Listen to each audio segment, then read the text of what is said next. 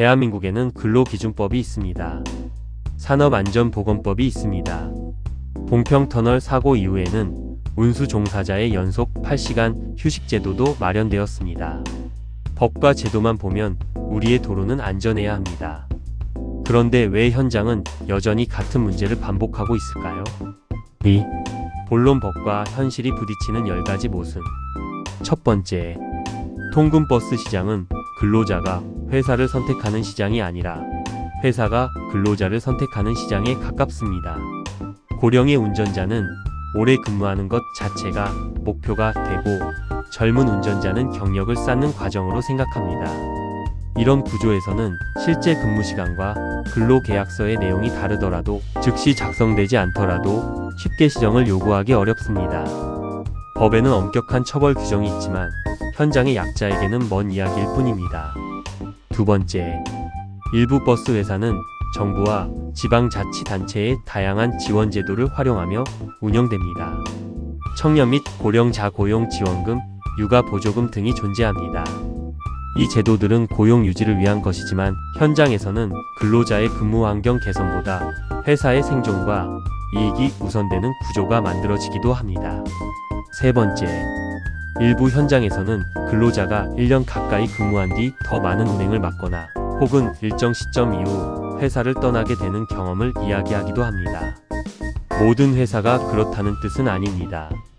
하지만 이러한 경험을 말하는 운전자들이 존재하는 것도 분명한 현실입니다.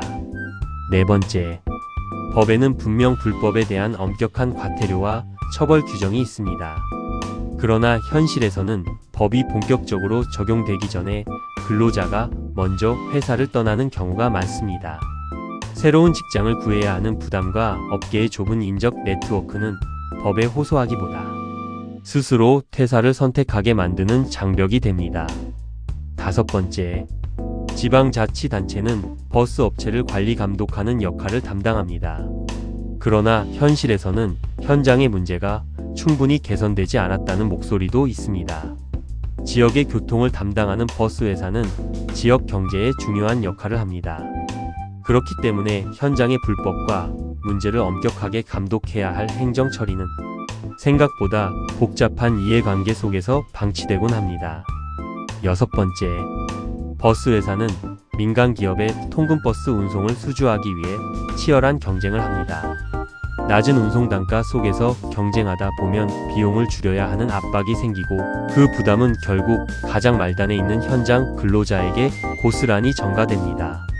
일곱 번째, 정부의 지원과 회사의 생존은 중요합니다. 하지만 그 혜택과 법의 테두리가 실제 근로자의 노동환경 개선으로 연결되지 못한다면 그 제도는 누구를 위해 존재하는 것입니까? 여덟 번째, 새벽 4시 25분 차고지에 도착합니다. 차량을 점검하고 첫 운행을 시작합니다.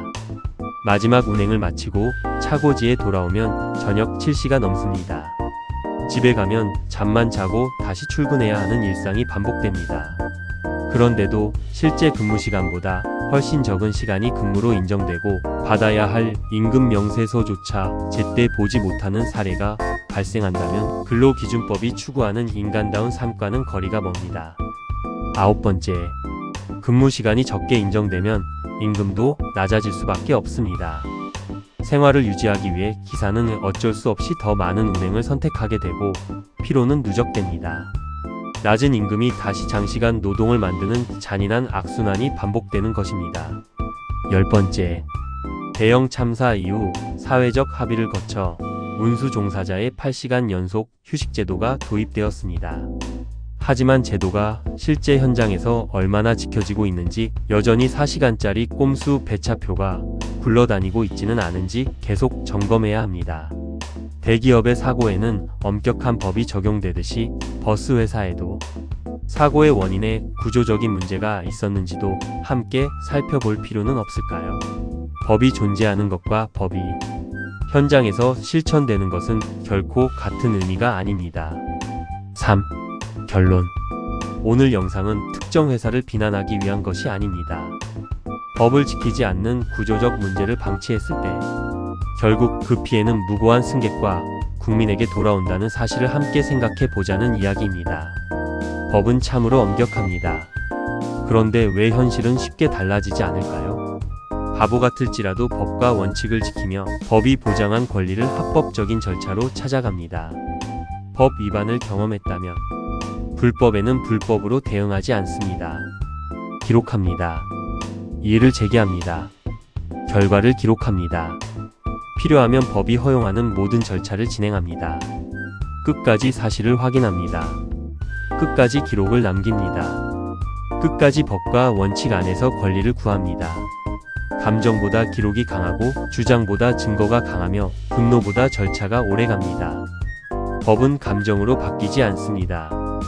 기록이 바꾸고 절차가 바꾸며 결국 사실이 바꿉니다. 2026바 보에는 사실이 바뀔 때까지 함께하고자 합니다.